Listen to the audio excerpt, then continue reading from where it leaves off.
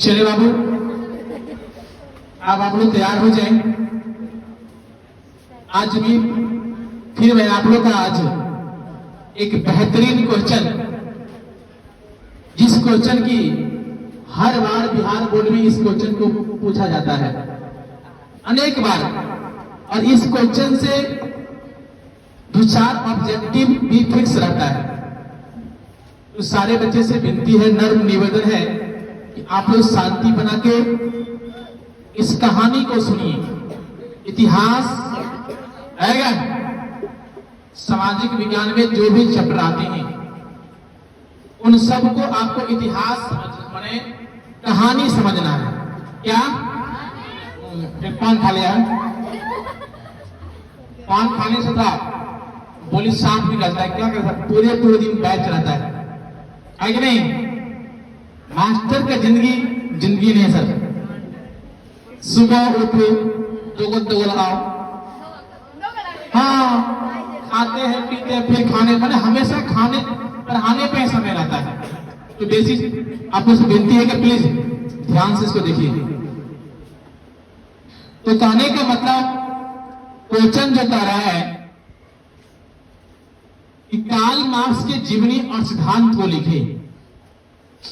Karl Marx के जीवनी और सिद्धांत को लिखने के लिए कहता है। तो चलते हैं इसके बारे में अच्छी तरह से हम लोग देखते हैं। कार्ल मार्क्स का जन्म 5 मई 1818 ईस्वी के जर्मनी के राइन प्रांत टियर नगर के एक यहूदी परिवार में हुआ था। आराम से, कार्ल मार्क्स का जो जन्म हुआ था वह आपका 5 मई 1818 ईस्वी का। ऑब्जेक्टिव नंबर 1, कार्ल मार्क्स का जन्म कब हुआ था? हाँ, 5 मई 1818 ईस्वी के, ध्यान से, जर्मनी में हुआ था। जन्म जो हुआ था 5 मई 1818 ईस्वी, कहां हुआ था? तो जर्मनी में हुआ था। फिर जर्मनी में कहां? तो राइन प्रांत टियर नगर के एक यहूदी परिवार में हुआ था। आराम से, सबको ऑब्जेक्टिव में खंडित कर दो, ऑब्जेक्टिव बना दो, और फिर उसी ऑब्जेक्टिव को जोड़कर एक सब्जेक्टिव बना दीजिए, है ना? तो मैंने सीखा कि कार्ल मार्क्स का जन्म जो है वो 5 मई 1818 ईस्वी के जर्मनी के एक राइन प्रांत के टियर नगर के एक यहूदी परिवार में हुआ था। कार्ल मार्क्स का जन्म कहां हुआ था? जर्मनी में हुआ था। कितने ईस्वी में? हाँ, 5 मई 1818 ईस्वी के किस नगर में हुआ था? तो राइन प्रांत टियर नगर के एक यहूदी परिवार में हुआ था। कौन सी परिवार में हुआ था? हाँ, दुखा मुझसे बेहूदी मत का जन्म, यहूदी परिवार में था, यहूदी परिवार में हुआ था। तो दिक्कत, तो सब आदमी मेरे साथ बोलिएगा। कार्ल मार्क्स का जन्म कितने ईस्वी में? कौन सा परिवार में हुआ था? यहूदी परिवार में। कार्ल मार्क्स का जन्म कहां हुआ था? कौन सी प्रांत में हुआ था? हाँ, टियर नगर के प्रांत में हुआ था। यहां तक किसी को दिक्कत? आगे, उनके पिता हेनरिक मार्क्स, कार्ल मार्क्स के जो पिता के जो नाम थे वो हेनरिक मार्क्स थे। क्या थे? हेनरिक मार्क्स, जो प्रसिद्ध वकील थे, जो एक प्रसिद्ध क्या थे? वकील थे। तो कार्ल मार्क्स के पिता का नाम क्या था? Heinrich marks. हेनरिक मार्क्स क्या थे? वकील थे। हेनरिक मार्क्स कौन थे? Heinrich Marx. अब यहां देखिए सर जी, यहां तो समझ में आ गया कि उनके पिता हेनरिक मार्क्स एक प्रसिद्ध वकील थे। फिर कहता है कि कार्ल मार्क्स ने विद्यालय में विधि का शिक्षा ग्रहण की। ऑब्जेक्टिव पूछता है कि कार्ल मार्क्स ने किस विद्यालय में मैंने विधि की शिक्षा प्राप्त की, तो बॉन विश्वविद्यालय में। क्या क्या था? मैंने कार्ल मार्क्स था, वह बॉन विश्वविद्यालय में विधि की शिक्षा ग्रहण की थी।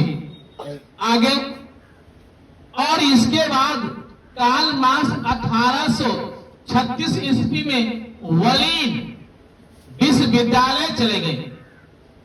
जैसे ही बॉन विश्वविद्यालय में विधि की शिक्षा ग्रहण की, विधि की शिक्षा ग्रहण करने के बाद 1843 ईस्वी में उन्होंने उसके बाद कार्ल मार्क्स 1836 ईस्वी में वर्लिन विश्वविद्यालय चले गए।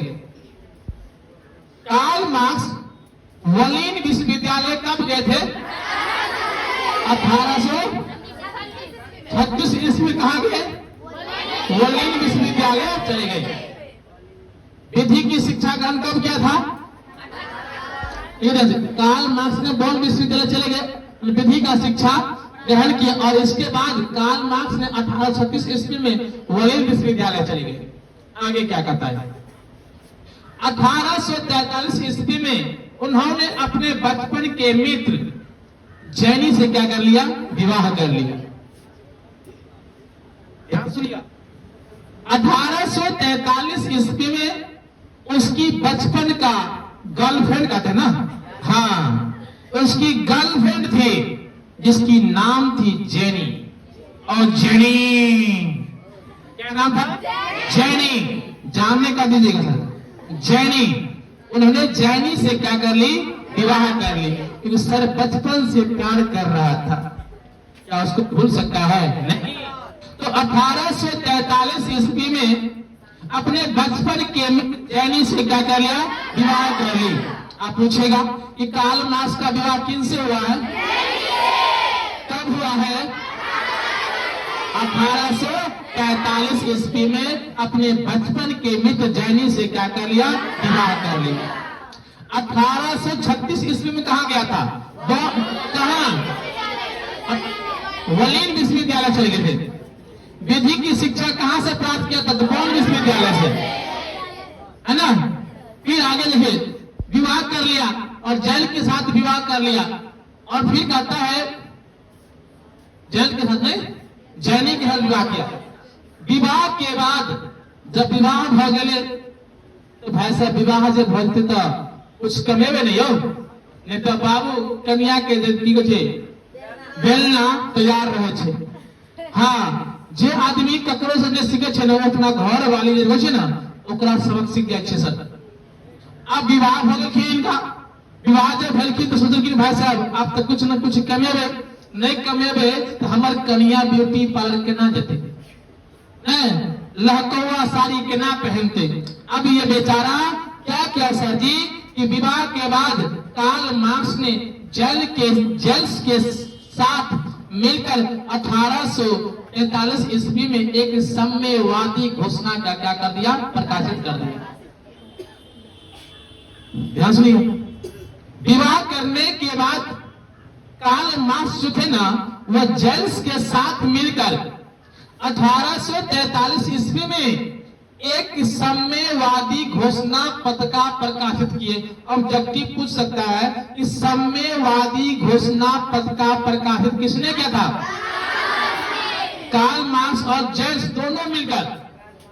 आप ऑप्शन पे डिपेंड करता है, आपके ऑप्शन में अगर जेल्स रहे तो जेल्स मार देना, कार्ल मार्क्स रहे तो कार्ल मार्क्स मार देना, और जेल्स एक ऐसा पूछ सकता है कि साम्यवादी घोषणा पत्र का प्रकाशन किन किन ने किया था? तो आपको मन में पता होगा, एगो जेल्स और एगो कार्ल मार्क्स, ये दोनों मिलकर साम्यवादी घोषणा पत्र को क्या कर दिया? प्रकाशित किया था। कितने ईस्वी में? 1843 ईस्वी में। यहाँ तक कोई दिक्कत? आप पुनः आगे नहीं जाएगा, आप फिर ऊपर चल जाओ। क्या ऐसे एक के पढ़ दोगे ना तो फिर आप भूल जाओगे। सीखिए मैंने इसके बारे में क्या क्या सीखा। अब ये नहीं कि पूरा अपना नजर बदलिए, हमने अभी तक क्या क्या सीखा सर कि कार्ल मार्क्स का जन्म 5 मई 1818 ईस्वी के जर्मनी के राइट प्रांत टियर नगर के एक यहूदी परिवार में हुआ था। ओके, फिर कहते हैं कि इनके पिता का नाम हेनरी मार्क्स था। क्या नाम थे? हेनरी मार्क्स थे, जो एक प्रसिद्ध क्या थे? वकील थे। जो समझ में आ रहा है, एक वकील थे। कार्ल मार्क्स ने विधि की शिक्षा ग्रहण करने के लिए बॉन विश्वविद्यालय कहा गए, बॉन विश्वविद्यालय गए और 1836 ईस्वी में उन्होंने कहा गया वर्लिन विश्वविद्यालय चले गए और 1843 ईस्वी में अपने बचपन के मित्र जैनी के साथ क्या कर लिया? विवाह कर लिया, शादी कर विवाह कर लिया। विवाह करते ही 1843 ईस्वी में जेम्स के साथ मिलकर एक साम्यवादी घोषणा पत्र को क्या कर दिया? कर दिया। कोई दिक्कत यहां तक समझ में आ गया? तो साम्यवादी घोषणा पत्र का प्रकाशित कब हुआ था? 1873 ईस्वी में, 1843 ईस्वी में। आगे फिर कहता है इसके बाद उन्होंने 1867 ईस्वी में दास कैपिटल पुस्तक की क्या था? रचना किया था। ये तो कितनी बार ऑब्जेक्टिव पूछा हुआ है कि दास कैपिटल पुस्तक की रचना किसने किया था? तो कार्ल मार्क्स। पूछता है कि दास कैपिटल पुस्तक की रचना किसने? Karl Marx. कितने ईस्वी में? 1867 ईस्वी में। कार्ल मार्क्स पुस्तक की दास कैपिटल पुस्तक कब प्रकाशित किया गया? किसने किया? 1843 ईस्वी में। क्या हुआ था? क्या हुआ था? हुआ के बाद तत्काल से विवाह हुआ था और विवाह होते ही जेम्स के साथ साम्यवादी घोषणा पत्र प्रकाशित किया। फिर 1867 ईस्वी में दास कैपिटल पुस्तक की रचना किया, जिन्हें समाजवादियों का बाइबल कहा जाता है। मतलब समाजवादियों का बाइबल इसे कहा गया है कि दास कैपिटल पुस्तक की। ऐसा भी हो सकता है कि दास कैपिटल पुस्तक को क्या कहा गया है? समाजवादियों का बाइबल कहा गया है। समाजवादियों का बाइबल किस पुस्तक को कहा गया है? दास कैपिटल को। दास कैपिटल पुस्तक को प्रकाशित करने वाला कौन थे? कितने ईस्वी में? और सन 1883 ईस्वी में कार्ल मार्क्स की क्या हो गई? मृत्यु हो गई। ये महान पुरुष को 1883 ईस्वी में कार्ल मार्क्स का क्या हो गई? मृत्यु हो गई। पूछ सकता है कि कार्ल मार्क्स का मृत्यु कब हुआ था? 1883 ईस्वी में इनका क्या हो गई? मृत्यु हो गई। क्या समझ में आया? एक बार दोबारा आप लोग को बताता हूं, अंतिम बार है, सबको समझ में आ जाएगा सर। लेकिन जो इसके बारे में समझता है वही लिखो। हमने देखा कि कार्ल, पहले बोलेगा कार्ल मार्क्स का जन्म 5 मई 1818 ईस्वी के जर्मनी में टियर नगर के एक यहूदी परिवार में हुआ था। कार्ल मार्क्स के पिता का नाम हेनरी मार्क्स थे, जो एक प्रसिद्ध वकील थे। कार्ल मार्क्स ने विधि की शिक्षा प्राप्त करने के लिए बॉन विश्वविद्यालय गए। पुनः 1836 ईस्वी में कहा? वर्लिन विश्वविद्यालय फिर चले गए। 1843 ईस्वी में अपने बचपन के मित्र जैनी से उसने क्या किया?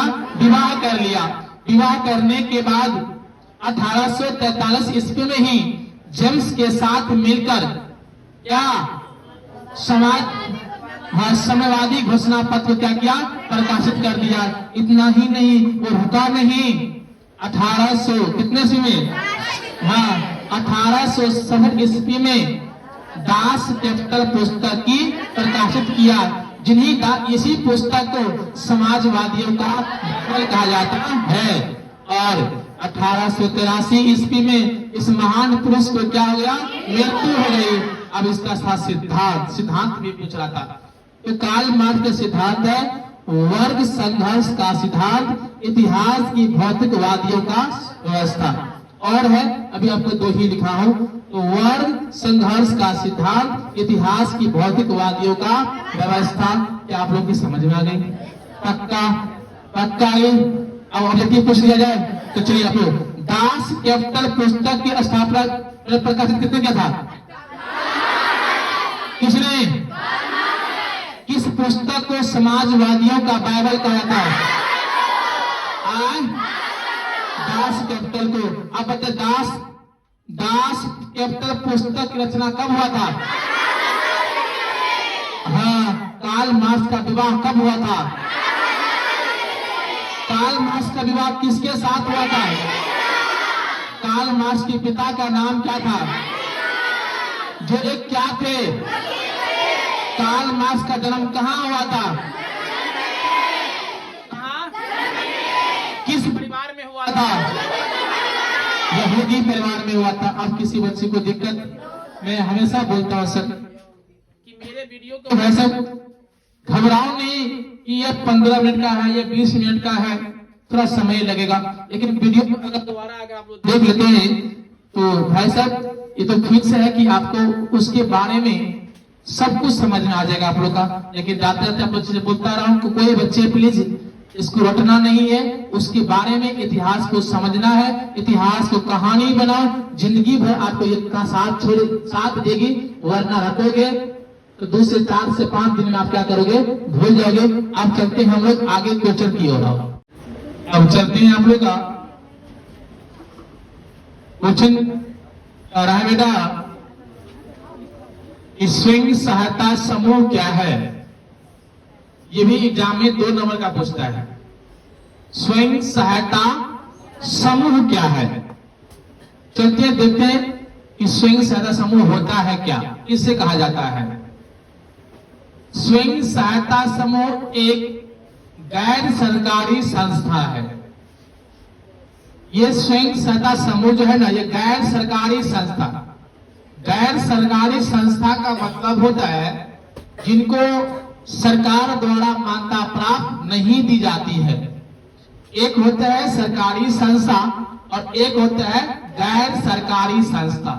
तो गैर सरकारी संस्था क्या सरकार द्वारा मान्यता प्राप्त होती है? नहीं होती है। तो स्वयं सहायता समूह जो है ये कैसी संस्था है? तो गैर सरकारी संस्था है जिसमें सरकार के द्वारा मान्यता प्राप्त दिया जाता नहीं है। और क्या होता है? इस संस्था में 15 से 20 महिला शामिल रहते हैं। देखिए गांव घर में साथी 15-20 महिला रहते हैं, वो शामिल रहता है। ध्यान सुनिए।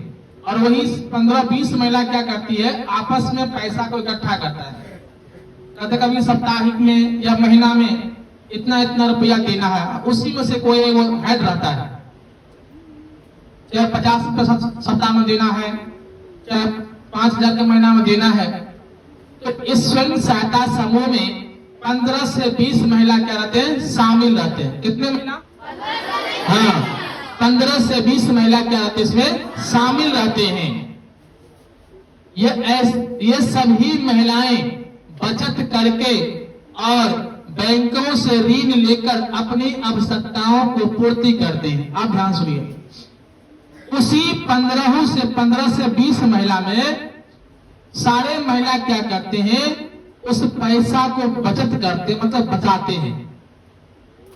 अगर उसी 20 महिला में मान लो किसी का बेटी की शादी है, किसी कुछ लेना है, बेसी रुपया का आवश्यकता है, तो ये क्या करती है? ये सब बैंक से ऋण लेता है। क्या कहता है? हाँ, बैंक से पैसा लेकर और उसकी आवश्यकता को क्या करते हैं? पूर्ति करते हैं। ध्यान सुनिएगा, ऐसे लेते। ये क्या करता है बेटा? ये सब पैसा बचाता है, इकट्ठा करके वो पैसा को बैंक में दे देता है ना? बैंक में दे देता है, सरकार के पास जमा करता है बैंक में। जैसे वो 15 से 20 महिला में से किसी महिला को अगर कोई चीज आवश्यकता हुआ पैसा का, तो वो क्या करते हैं? बैंक से पैसा निकालकर उस माने 15 से 20 महिला जो है उसकी आवश्यकता को पूर्ति करवाता है। और क्या करता है? करते हैं और ग्रामीण विकास में भी क्या करता है, सहायक करता है। इतना ही नहीं, अगर मान लीजिए सर जी कोई गांव घर में तो किसी काम हो गया, इसमें जो महिला शामिल है उसका नहीं बात बोल रहा हूं, अगर दूसरा आदमी को चाहता है कि मैं इस स्वयं सहायता से मैं पैसा लूं, है ना, तो ये पैसा भी देता है ऋण पर, समझ रहे, ये देता है पैसा ऋण पर देता है। या कभी कभी ये लोग क्या करती है, गांव में किसी को कुछ चीज का पैसा का, तो गरीब लोग है उसको क्या करता है, सहायता करता है। कौन, तो स्वयं सहायता समूह। तो हमने क्या क्या सीखा स्वयं सहायता में, स्वयं सहायता समूह एक गैर सरकारी संस्था है जिसमें 15 से 20 महिला क्या रहते हैं, शामिल रहते हैं। ये सभी महिलाएं बचत करके और बैंक से ऋण लेकर अपनी आवश्यकता को क्या करते हैं, पूर्ति करते हैं। और ग्रामीण विकास में क्या करता है, सहायता करते हैं। यही होता है स्वयं सहायता समूह। समझ में आ गया आप लोग? तो बताइए आप लोग कि स्वयं सहायता समूह सरकारी संस्था है या गैर सरकारी संस्था है? स्वयं सहायता समूह में कितने महिला शामिल रहते हैं? कितने महिला? हाँ, ये सभी महिला आपस में बचत करके बैंकों से ऋण लेकर अपनी आवश्यकताओं को क्या करते हैं, पूर्ति करते हैं। और ग्रामीण विकास में भी क्या करता है, सहायता करता है। ये काम होती है स्वयं सहायता समूह की। समझ में आ गई आप लोग? अब चलते, इसी में एक क्वेश्चन और है कि वस्तु विनिमय प्रणाली क्या है? वस्तु विनिमय प्रणाली क्या है? ये भी बहुत अच्छे क्वेश्चन है। मैं जितना लिखा रहा हूँ सब अपने आप में इम्पोर्टेंट ही है बेटा। तो वैसी विनिमय प्रणाली जो किसी वस्तु की खरीद बिक्री आदान प्रदान होता है उसे वस्तु विनिमय प्रणाली कहते हैं। वस्तु विनिमय प्रणाली में क्या होता है? वस्तु विनिमय प्रणाली में क्या होता है, ध्यान से, वैसी विनिमय प्रणाली जो किसी वस्तु को खरीदता है, बेचता है, आदान और प्रदान होता है, लेता भी है और देता भी है। माने किसमें वस्तु की खरीद बिक्री आदान और प्रदान होता है, किसमें? हाँ, वस्तु विनिमय प्रणाली में क्या होती है, किसी वस्तु को खरीदा जाता है, फिर क्या किया जाता है, बेच दिया जाता है, आदान होता है और प्रदान होता है। ऐसा किसमें होता है, कि वस्तु विनिमय प्रणाली में होता है। जैसे पूछे आप लोग कि वस्तु विनिमय प्रणाली किसे कहते हैं, तो हम कहेंगे वैसी प्रणाली जिसमें खरीद बिक्री आदान प्रदान होता है उसे क्या कहते हैं, वस्तु विनिमय प्रणाली कहते हैं। हमने किसी वस्तु को बेचा, फिर मैंने क्या कर लिया, खरीद लिया। समझ में? आदान प्रदान अदला बदली, आदान प्रदान अदला बदली। मैंने आपको कोई सामान दिया, चावल दिया, उसके बदले मैंने गेहूं ले लिया। चावल दिया और मैंने क्या कर लिया, गेहूं ले लिया। कोई वस्तु को बेच दिया, है ना, और फिर क्या वस्तु क्या कर लिया, खरीद लिया। तो ये सब किसमें होता है, वस्तु विनिमय प्रणाली में होता है। तो क्या समझ में आ गया? समझ में आ रही है आप लोग का? अब आगे क्वेश्चन की ओर। अब आगे से मैं विदा लेता हूँ, बाय बाय।